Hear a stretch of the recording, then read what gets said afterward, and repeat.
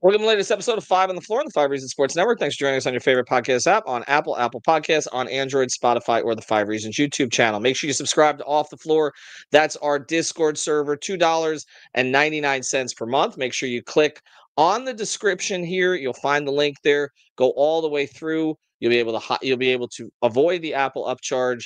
$2.99 per month. You can cancel at any time. The most heat anywhere, 10 channels and stage shows, stuff that you don't get anywhere else. Also, check out the great sponsors of the Five Reasons Sports Network, includes our friend Eric Rubenstein. You can find him at ericrubenstein.com. He is the personal injury attorney that you need to go to, particularly if you have a car accident. Based here in South Florida, graduated magna cum laude from St. Thomas University. Down here, grew up in Lauderhill, big Miami Heat fan. But the biggest thing is he'll help you get your money. So check him out at Attorney Rubenstein. That's Attorney Rubenstein on Instagram or ericrubenstein.com. And now, today's episode. Down the Biscayne. Yikes. Five on the floor, ride for my dogs. Where here's the thing, you can check the score. Hustle hard, couple scars, wearing rubber frauds. Just like Butler said, you in trouble, y'all. Kept the floor playing, got it all banned. Y'all seen the block, stop with one hand. And Pat, we trust. You sound scared. It's about have the guts, we're here to bring the heat. Y'all can hang it up. Welcome to Five on the Floor, a daily insider show on the Miami Heat and the NBA, featuring Ethan Skolnick, Greg Sylvander, Alex Toledo, Brady Hawk, and others from the Five Reasons Sports Network. Also, make sure to subscribe to Off the Floor for the most heat anywhere.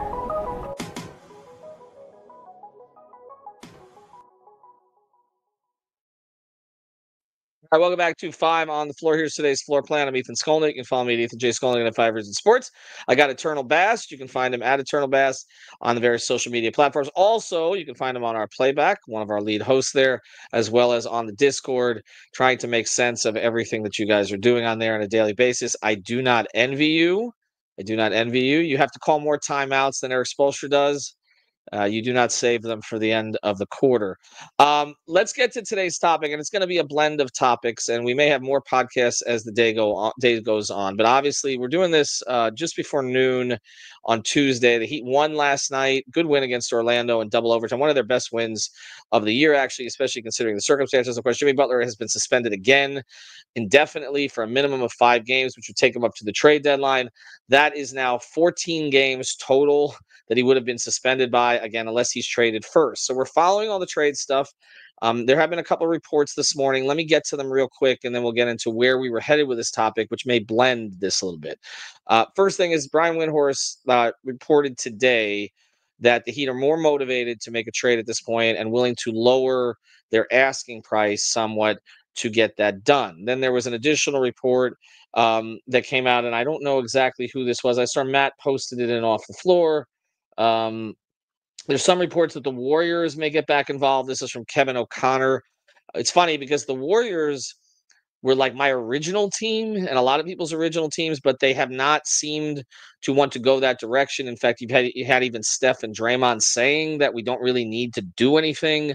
The Wiggins contract, the Kuminga, impending possible free agency that you'd have to extend them. These were all roadblocks to this. Additionally, in my view, the one roadblock might be that Steve Kerr coached with Eric Spoelstra over the summer, and Spo's not real happy with Jimmy at this moment. So, but at the very beginning of this, that was one of the teams that made some sense.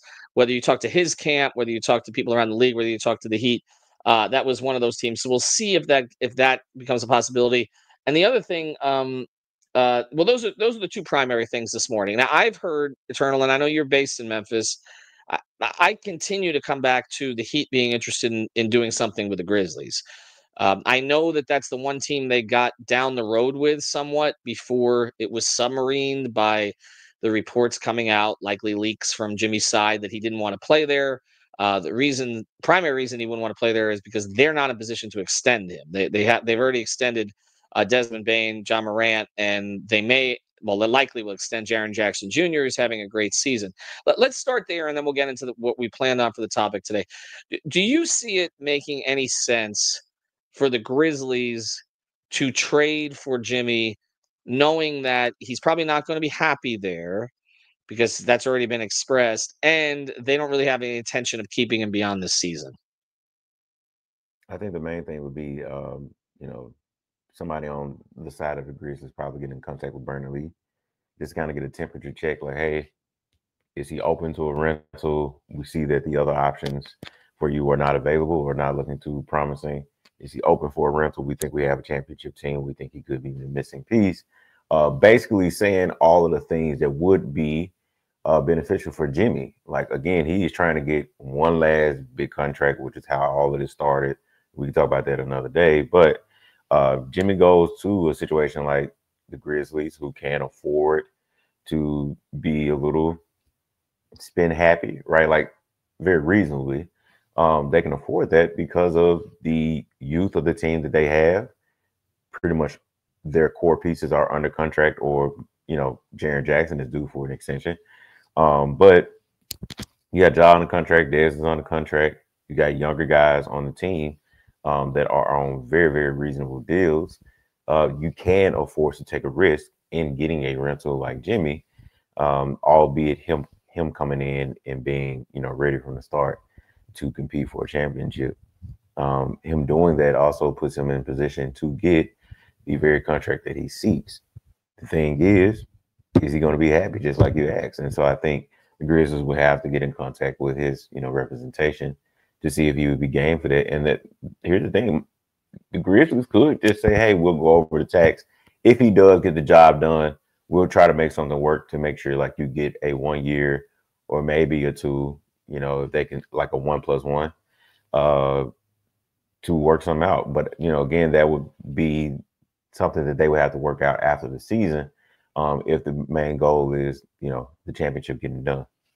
Well, we saw Kawhi go to Toronto, which was not his first choice, won a championship there. And then they wanted to keep him. Ultimately, he left. Maybe we think maybe he should have stayed based on what he had around him at that point. Jimmy could still opt into the contract after the season, and I'm sure that's something that would be discussed. In terms of any kind of a trade. I guess if we're looking at Memphis here, and this plays into the episode that I want to do, which is that we saw that last night them roll out the lineup you've wanted to see, which was Ware, Jovic, Ware, Bam, and Jovic, okay? And primarily with Tyler and Duncan for the end of regulation and the 2 overtimes. Haywood Highsmith got in there briefly for 1 defensive possession, but pretty much they rolled out those 5 guys. Mm-hmm. They're going to lean more into that. It's obvious, okay? Spoelstra has been moving towards this.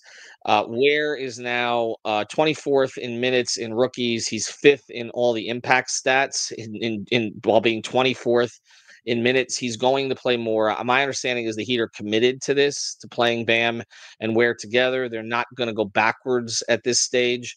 He would have to really disappoint them, and he has not. Spoelstra talked last night about how engaging he is, how he surprised him in some ways. I think some of the reports on Kel'el not really caring that much, I think he's proven them wrong since he's been in Miami. And this is not, and I think we have to stop this, some of us who say, well, you had to deal with Whiteside or Beasley. This is not that. This is a kid who obviously cares about getting better and is positioned to get better in the circumstances that he's in. And to hear Spo admit he was surprised means that he'd heard those reports too. Those reports were on the scouting reports and all that, but obviously this is a kid who's exceeded those expectations in all the right ways for them.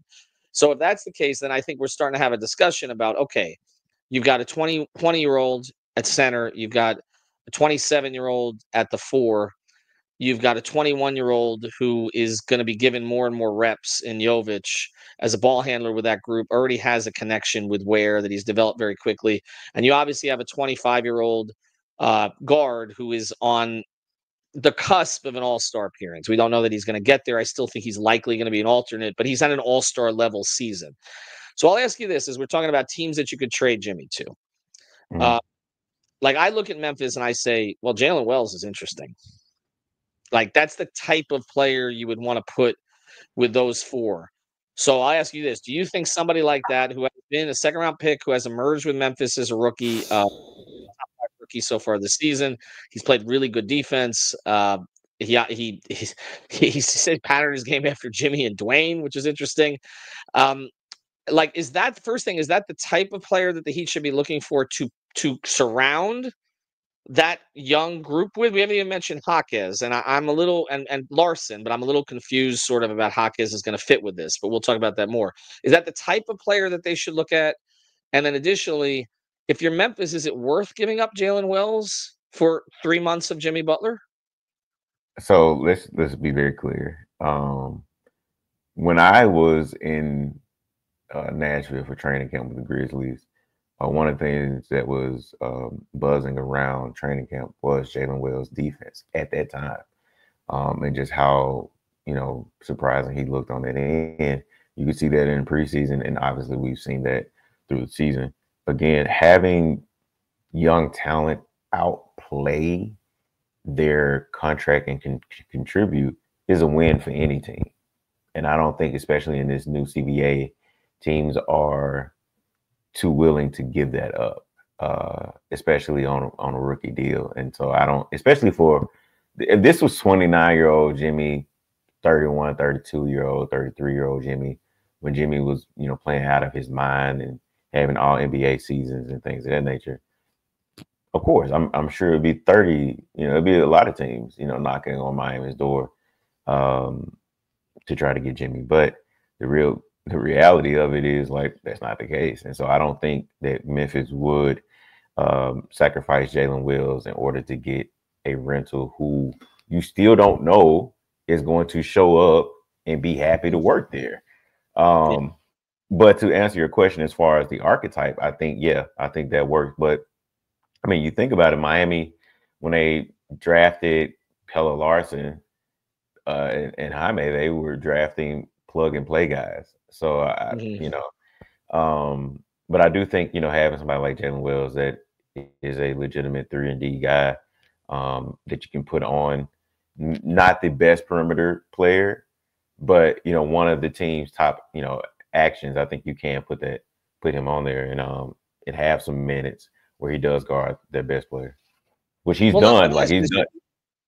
No, he's done a lot of it, and that's why I'm wondering. I mean, I was watching, some video on him the past couple of days, and they do line him up against the team's best perimeter at times. I guess the question is this, because we didn't see Jaquez last night, and Jaime's had a rough second season. It's been very up and down.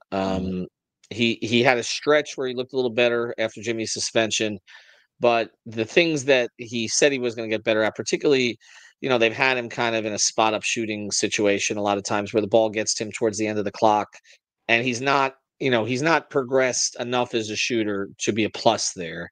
And then we've talked about sort of the inability to change speeds, that they've taken away his first move a lot, that he's been scouted. It doesn't seem like he's broken through on it.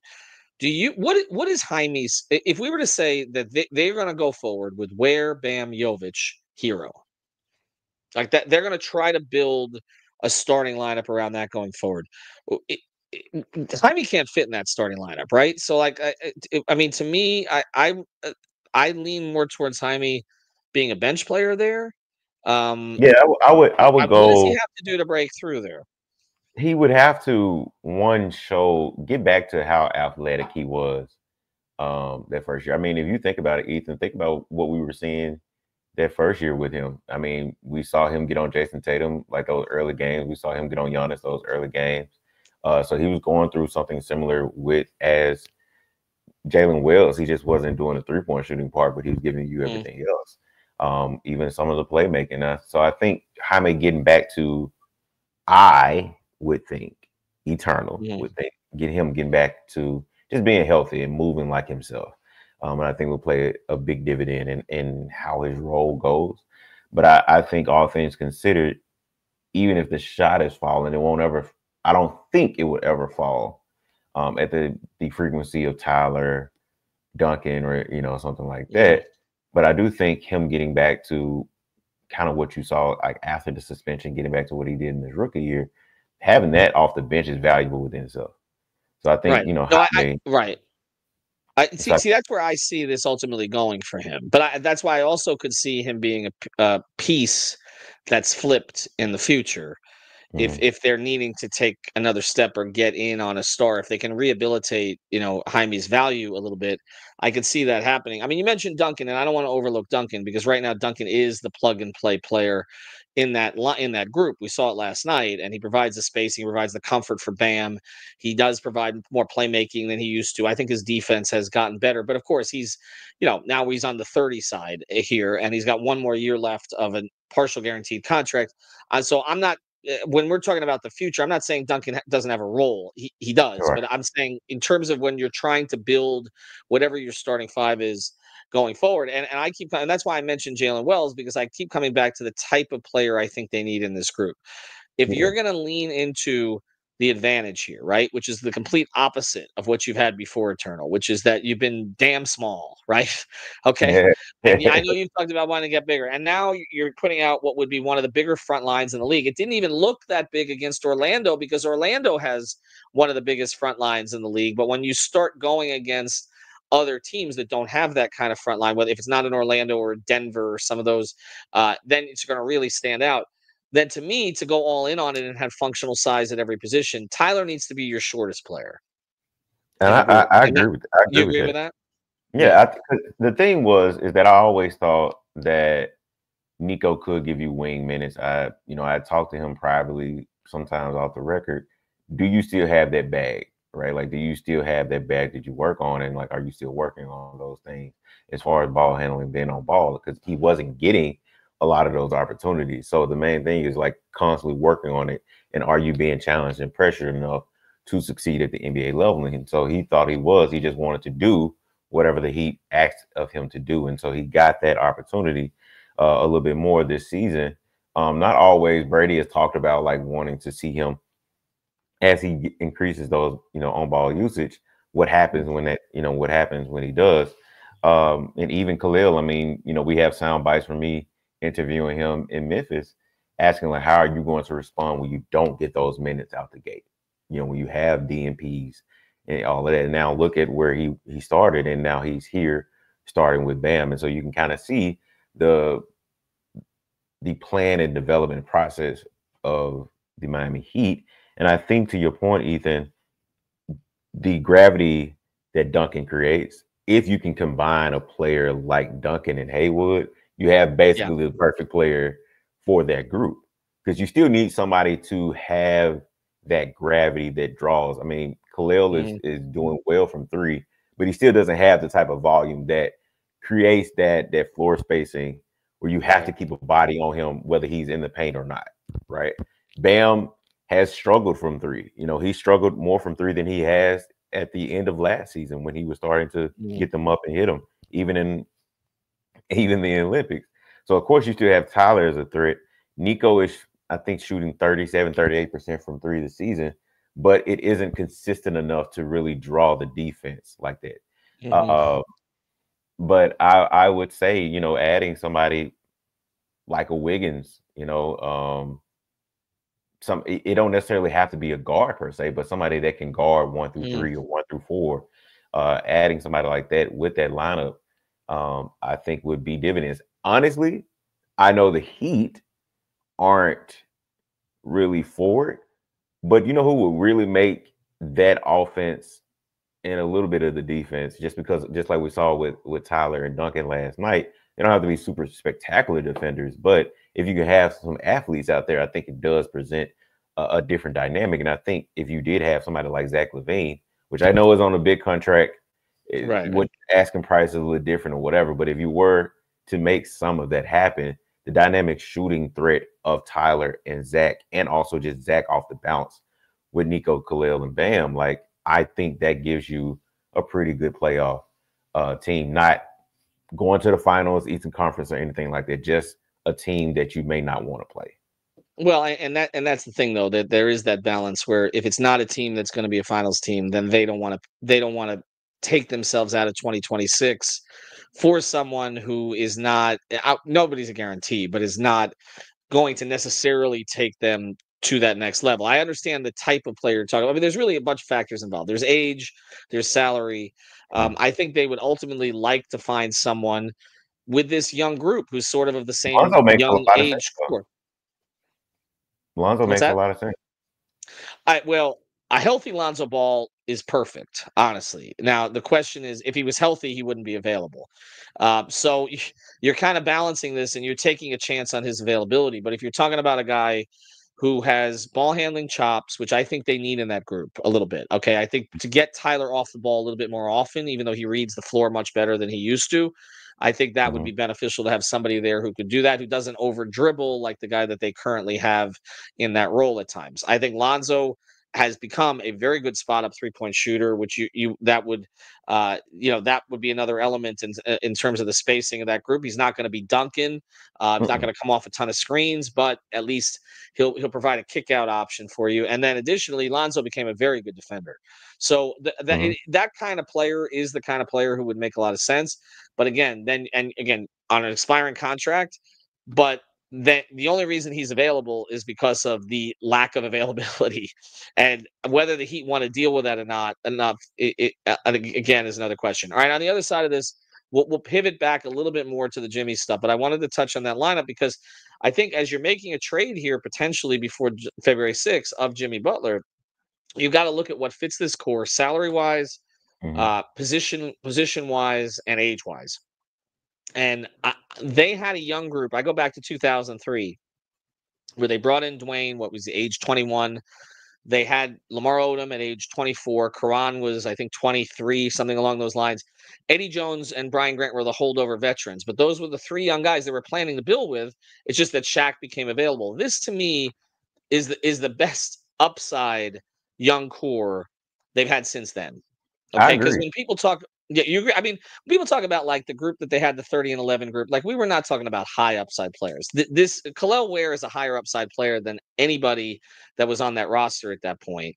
And then you add into what Jovic could provide, and the fact that Bam is still 27. So you've got a young, and Tyler's 25. So you've got young, accomplished young veterans at this point. And the other thing with Bam is, and I think we saw it last night, is that lineup really does unlock him, because you talk about how are you going to make it work? Is there enough athleticism when you're that big? Okay.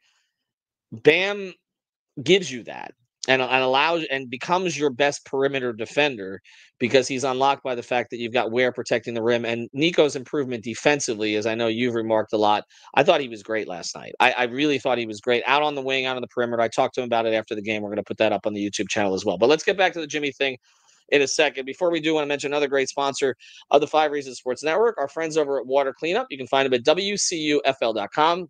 That's WCUFL.com. They got you covered every step of the way, from the preventative maintenance, the leak detection, and of course, if there are issues, they can do the damage assessment for you as well. They'll work with you as you work with the insurance companies. Based in Boca Raton, they service the entire Tri-County area. Again, it's Water Cleanup of Florida. It's WCUFL.com. Again, if you've got the schmutz, they got the guts. The guts. Yeah. Come on now. You know I was gonna do that. Do you feel better? Let me ask you this as we enter into this, and we haven't done a lot of the Jimmy drama stuff on this particular episode. Alex, Greg and I got into that last night when the suspension came down. Do you? I felt like Heat fans felt better last night. Oh, we just put that back up. Hold on. Okay. It's my first time running the production in the back, so there you go. Unless Alex just put it back on for me.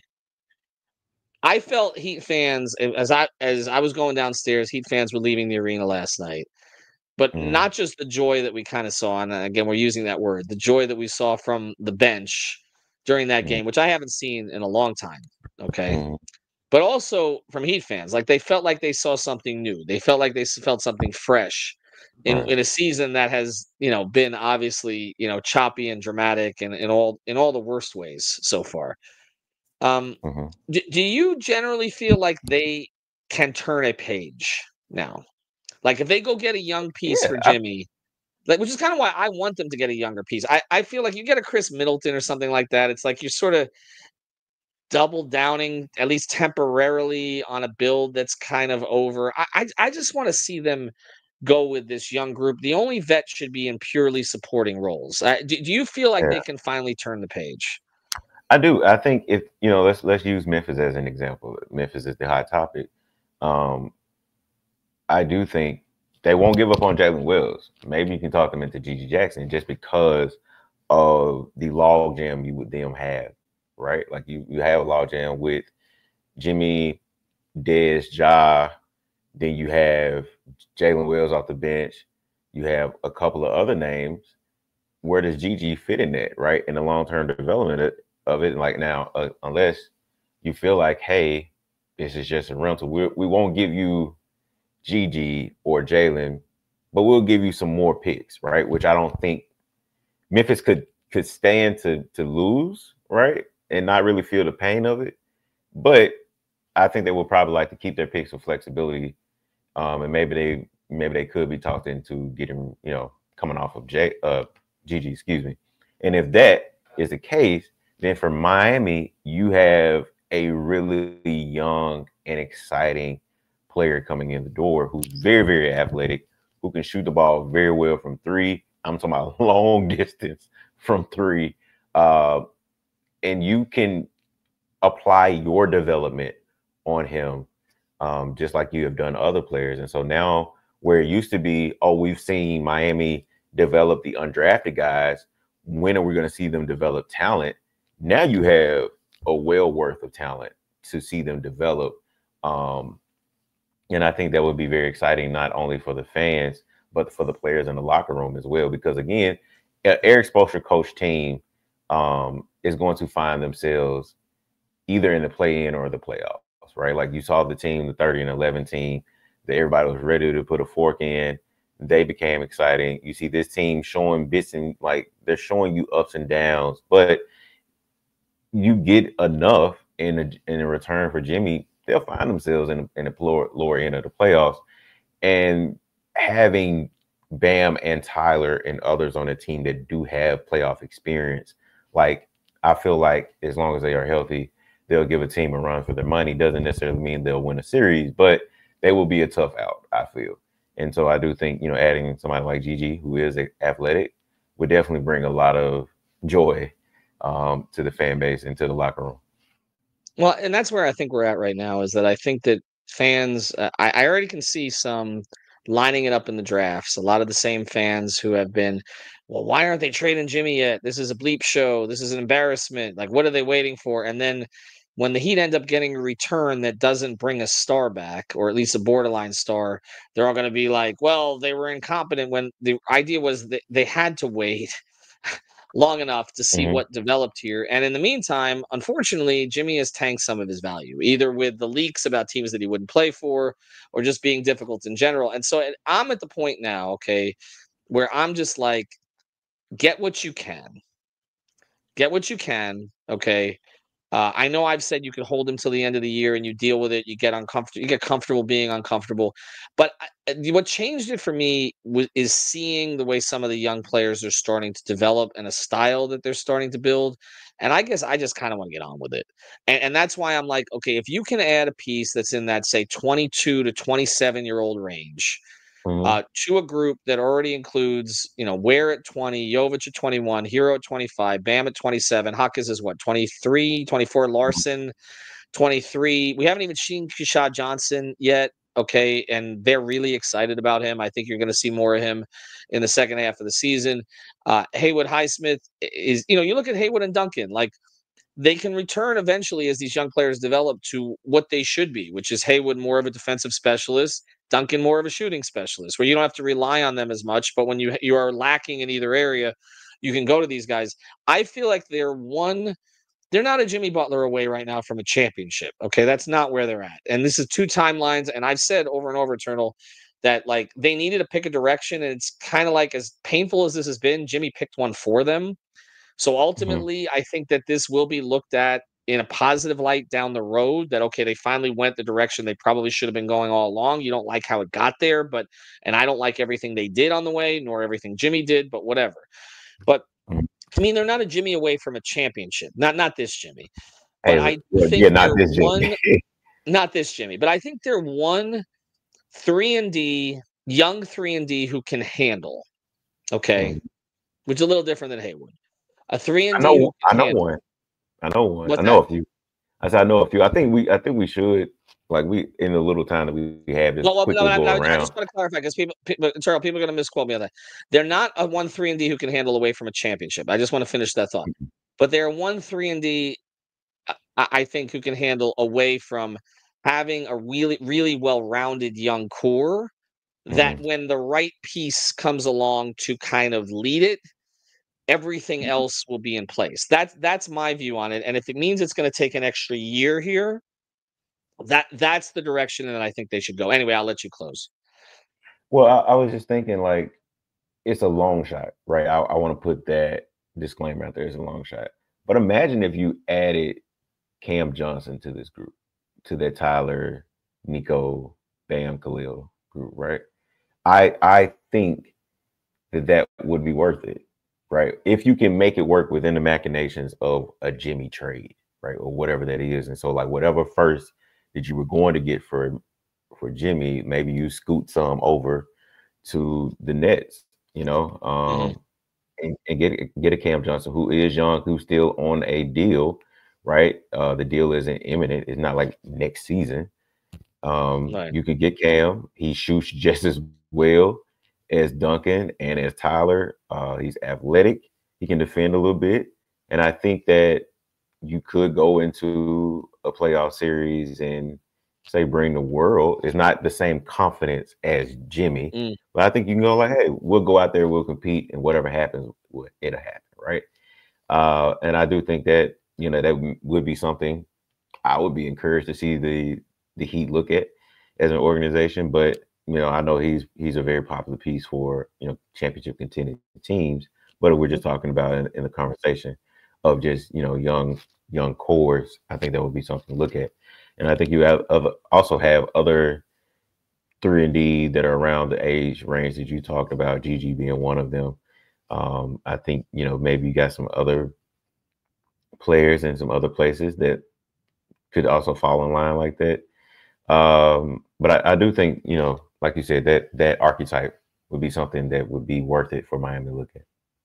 Yeah, I mean, again, I think under 27 or under. So you're on. We made such a big deal. Well, you got to get on Bam and Tyler's timeline, but I'm looking at it more as a collective of the group, and this idea, okay, that some fans are like, well, Bam and Tyler can't lead you to a championship. No, but I think they could be part of a contending core. I just think that, again, we don't know what the upsides of some like Ware are, and the fact that he's so far ahead of schedule, a full year ahead of schedule, pretty much from what they anticipated, it gives you some hope. And I know you said that Turner was right. The And he's got, hashtag is hashtag. but he's going to backslide at times too. We got to acknowledge that there's going to be ups and downs. We've talked about that the same way that there were with Jovic, the same way that there are with Jaquez this year. But it's I think it's interesting, at least for them to lean into this.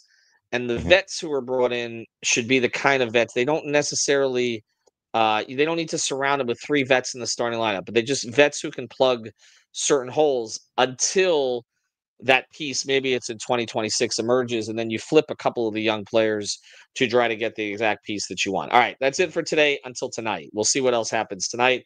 Make sure you check out the Discord, Off the Floor. Of course, join us on game nights as well, playback.tv/5RSN, and I'll be at the game Wednesday night against Cleveland if this episode ever ends. Yes, Eternal. All I was going to say is, as much as the excitement and joy is there for the young players, make sure that all of you listening have patience. They are going to have up and down games, up and down moments during the games.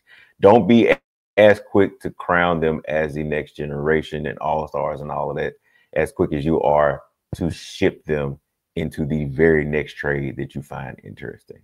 Give them time to develop. All right. We'll let this episode develop. We'll be back with you. I don't know. I might be back with Alex later tonight. We'll see what happens. Following the Jimmy developments on Off the Floor. Also, you can follow the 5 Reasons Twitter account at 5 Reasons Sports. Have a good one, everybody.